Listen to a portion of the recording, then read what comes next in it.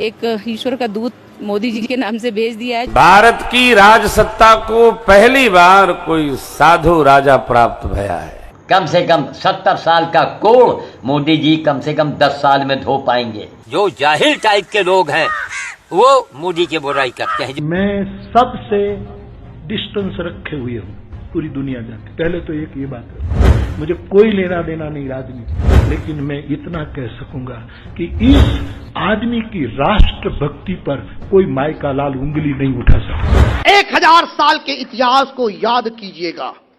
कितने मंदिरों को ध्वंस कर दिया गया, कितने भगवान की मूर्तियों के टुकड़े टुकड़े कर दिए। लाखों नहीं करोड़ों करोड़ों भारतीयों को तलवार के जोर पर धर्म परिवर्तन कराने के लिए मजबूर करना पड़ा। आज मैं सच कहता हूं, इतने साल की 50 साल की मेरी उम्र है, लेकिन नरेंद्र मोदी जी जिस दिन प्रधानमंत्री बने उस दिन से मुझे लगता है कि सचमुच अब भारत देश आजाद हुआ है। एक ईश्वर का दूत मोदी जी के नाम से भेज दिया है, जो राष्ट्र की रक्षा कर रहा है। राष्ट्र को जो भी गड्ढे थे वो भरने का प्रयास कर रहे हैं, और मैं उनको बहुत बहुत आशीर्वाद देती हूँ कि वह अपने कार्य में बिल्कुल लगे रहे, भारत माता की सेवा करते रहें। देश विशेषकर विदेशों में उनकी छवि बहुत ऊंची मानी जाती है, क्योंकि रूस को भी अपने अनुकूल किया, चीन को बहुत प्रतिकूल नहीं होने दिया, कई मुस्लिम राष्ट्रों को भी अनुकूल किया, पाकिस्तान को भी एक प्रकार से किसी अंश में नकेल डाल दिया, अमेरिका को भी अनुकूल किया। पूरे विश्व में जिन्होंने भारत के गौरव की प्रतिष्ठा की है, ऐसे राष्ट्र गौरव, राष्ट्र नायक जिनमें विश्व नायक का चरित्र है, जो भगवान के वरदान के रूप में महान राष्ट्र को एक ऋषि के रूप में मिले हैं। इसलिए पूरे पतंजलि योगपीठ और भारत की अध्यात्म सत्ता की ओर से, पूरे राष्ट्र की ओर से आज हम आदरणीय श्री प्रधानमंत्री जी को राष्ट्र ऋषि के रूप में सम्मानित कर रहे हैं। साबरमती आश्रम में राम कथा थी। मैं मानस के साथ महात्मा गांधी को जोड़कर बोल रहा था।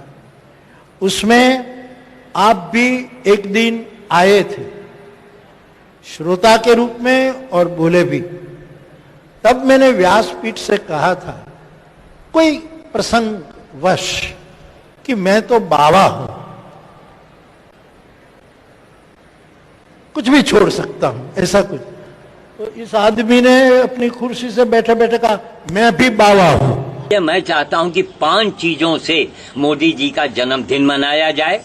वो भारत की धड़कन है, ऐसा प्रधानमंत्री पूरे विश्व में देश का नाम बढ़ाने वाले ऐसे आज तक प्रधानमंत्री देश में नहीं हुए। कोई आया है उसे मौका दो। कम से कम 70 साल का कोड़ मोदी जी कम से कम 10 साल में धो पाएंगे। 70 साल का कोड़ 10 साल टाइम चाहिए। अफसोस होता है कि एक हिंदुस्तान में एक इतना बड़ा काम करने वाला आदमी, जो जाहिल टाइप के लोग हैं, वो मोदी की बुराई करते हैं। जो मूर्ख हैं, जाहिल हैं, कमीने हैं, गद्दार हैं, वो उनको तमीज नहीं है। पाकिस्तान भी मोदी की बुराई कर रहा है और आप भी मोदी की बुराई कर रहे हैं, तो तुम में और पाकिस्तानी में अंतर क्या है? मोदी साहब एक सन्यासी तो है, कौन सी उसकी औलादे है, कौन सी उसकी प्रॉपर्टी है,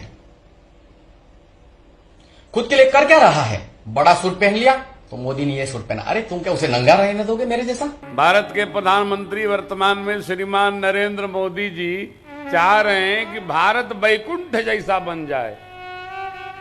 चाह रहे कि नहीं चाह रहे? लेकिन हम लोग उनकी कहां एको मान रहे हैं, अपने दिमाग से चल रहे। जैसा वो चाह रहे हैं उनका क्या भाई, अकेला आदमी क्या, जो कुछ है सब राष्ट्राय स्वाहा इदं नमः। लेकिन प्रजा भी अपने दिमाग से चलना चाहती है, एको बतिया नहीं मानना चाहती। एक बात बताऊं, मैं तहे दिल से बताना चाहता हूं, हम साधु हैं, हम निष्प्रिय ही है, कंचन कामिनी के त्यागी है। और मैं आज आप लोगों को खुले मन से कहना चाहता हूं, यदि देश को पवित्र बनाए रखना है, हजारों साल की गुलामी की जंजीरों से इस देश को हजारों साल तक सुरक्षित रखना है, तो आज नींव को मजबूत डालना पड़ेगा, फाउंडेशन मजबूत बनाना पड़ेगा। और ये भारतीय संस्कृति और ये हिंदुत्व की पराकाष्ठा को यदि हमें सुरक्षित रखना है तो उसका एकमात्र आधार पुण्यशाली नरेंद्र मोदी जी है। धन्य धन्य जननी मोदी आ दुनिया तन लीधो गोती। हाँ धन्य धन्य जननी मोदी ए दुनिया तन लीधो गोती। द्वापर मां ए भीष्म पिता के वाणो नवमो वसु तू। द्वापर मां भीष्म पिता के वाणो नवमो वसु तू।